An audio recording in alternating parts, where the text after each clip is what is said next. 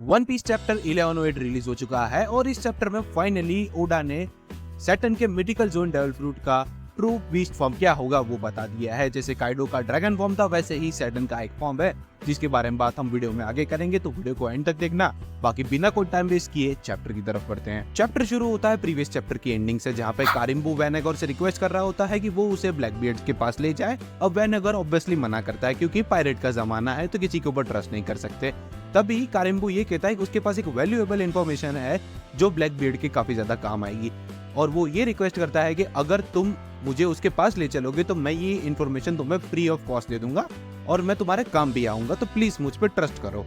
और ओडा हमें एक स्पेशल मंगा पैनल भी देते हैं जिसमें कारिम्बू किस किस के बारे में जानता है वो भी पता चलता है। और हमको पता ही है, अगर तुम रेगुलर वन पीस देख रहे हो तो कारिम्बू दोनों एंशिएंट वेपन के बारे में जानता है। एक तो प्लूटन जो वानो के अंडर है और दूसरा पोसाइडन जो शिराहोशी है। खैर अब सीन शिफ्ट होता है और हमें एगेट आइसलैंड के बाहर का सीन दिखाया जाता है जहाँ पे पैसिफिस्टास ओवर पावर कर रहे हैं बैटलशिप्स को, क्योंकि उनकी जो बबल शील्ड है वो उन्हें प्रोटेक्शन दे रही है। अब ये सिचुएशन को देख के सारे वाइस एडमिरल समझ जाते हैं कि अगर उनको बस्टरकॉन कंटिन्यू रखना है तो उनको पैसिफिस्टास को मरीन्स की साइड करना पड़ेगा, और वो पॉसिबल तभी होगा कि जब वो लोग वेगापंक या फिर बॉनी को टेक डाउन करेंगे।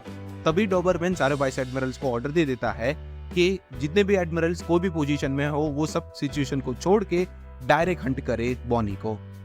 अगले सीन में हमें एक वाइस एडमिरल दिखाया जाता है जो एगेट आइसलैंड पर ही होता है और उसका नाम है टोसा, और वो बॉनी के नजदीकी होता है। तो जैसे ही ये ऑर्डर मिलता है वो तुरंत ही उनके ऊपर हमला करने चला जाता है, और वो अपने टाइम फिंगर पिस्टल से हमला करने जा ही रहा होता है। उसी मोमेंट में डोरी और ब्रोगी आ जाते हैं और सिंपल स्मैश हमले या फिर उससे उसको नॉकआउट कर देते हैं। और डोरी और ब्रोगी अपने आप को इंट्रोड्यूस करवाते हैं और वो ये भी पूछते हैं कि लूपी कहाँ होगा। अब ये चीज को देखकर फ्रैंकी शॉक में होता है क्योंकि ऑब्वियस सी बात है फ्रैंकी का अपीयरेंस लिटिल गार्डन के बहुत टाइम के बाद में हुआ था, तो उसको नहीं पता था कि डोरी और ब्रोगी लूपी के एलाइज हैं। खैर अब डोरी और ब्रोगी के सवाल का जवाब देते हुए बॉनी बताती है कि लूपी, सांजी और वेगापंक तुम्हें आइलैंड के बीच में मिलेंगे। तो डोरी और ब्रोगी उनके लिए निकल जाते हैं और जाते जाते उनके क्रू मेंबर को ये जवाबदारी देते जाते हैं कि इन सबको उन्हें सेफली अपनी शिप तक पहुंचाना है।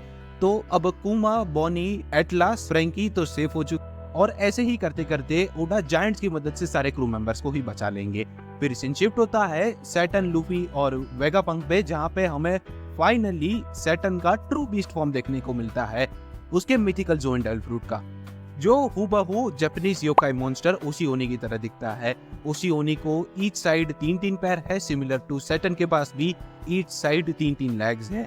ओशिओनी के जो पैर के नाखून है वो पॉइजनस है, सेम सैटर्न के भी जो पैरों के नाखून है वो पॉइजनस है। और इस पर से देख के मैं ये कह सकता हूँ कि मैंने जो थियरी वीडियो बनाया था जिसमें मैंने सारे गोरोसे मेंबर के मिथिकल जोन के डेविल फ्रूट की पावर कौन से योकाई मॉन्स्टर पे बेस्ड होगी, वो थियरी वीडियो अब सही साबित हो चुका है। अगर तुमने वो वीडियो नहीं देखा है तो मैं हाईली रिकमेंड करता हूँ कि तुम वो वीडियो जरूर चेकआउट करना, क्योंकि अब तो भाई ये थियरी सही साबित हो चुकी है। खैर अब सैटर्न लूफी और सांजी के ऊपर हमला करना शुरू कर देता है, तो लूफी और सांजी भागने लगते हैं और सांजी वेगापंक को कैरी भी कर लेता है।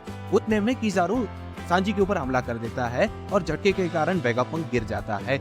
उसी मोमेंट पे किजारू अपनी लाइट सेबर की मदद से वेगापंक को स्टैप कर देता है। अब सिंस सैटर्न कंटिन्यूअसली उनके ऊपर हमला कर रहा होता है तो लूफी सांजी को ऑर्डर देता है कि वो रुके ना और वेगापंक को लेके वो एंट्रेंस गेट की तरफ जाते जाए। हमें डबल स्प्रेड देखने को मिलता है जिसमें लूफी जायंट फॉर्म में है और उसने एक हाथ से किजारू को पकड़ रखा है और दूसरे हाथ से सैटर्न को, और वो ये कहता है कि वो उन दोनों को वहां से जाने नहीं देगा। दूसरी तरफ सांजी का सीन दिखाया जाता है जहाँ पे वो वेगापंक से पूछ रहा होता है कि तुम मुस्कुरा क्यों रहे हो।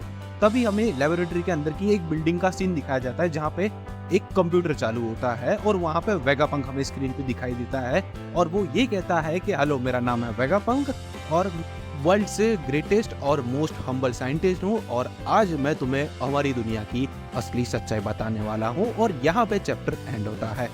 ओडा फाइनली कुक कर चुके हैं और अब हमें मिलेगी उनकी स्पेशल डिश जो होगा वेगापंक का ये मैसेज, और वो हमें अब अगले हफ्ते ही पता चलेगा। जी हाँ, नो ब्रेक नेक्स्ट वीक। तो अब हमें अगले हफ्ते ही पता चल जाएगा कि ओडा की जो नई स्पेशल डिश है उसका स्वाद कैसा होगा। खैर अब मैं वीडियो को यहीं पे रैप अप करता हूँ। वीडियो कैसा लगा कमेंट सेक्शन में बताना। वीडियो अच्छा लगा हो तो वीडियो को लाइक भी कर देना। चैनल पे नया आए हो तो सब्सक्राइब करना मत भूलना, और मैं तुम्हें मिलता हूँ अगले वीडियो में। तब तक के लिए गुड बाय।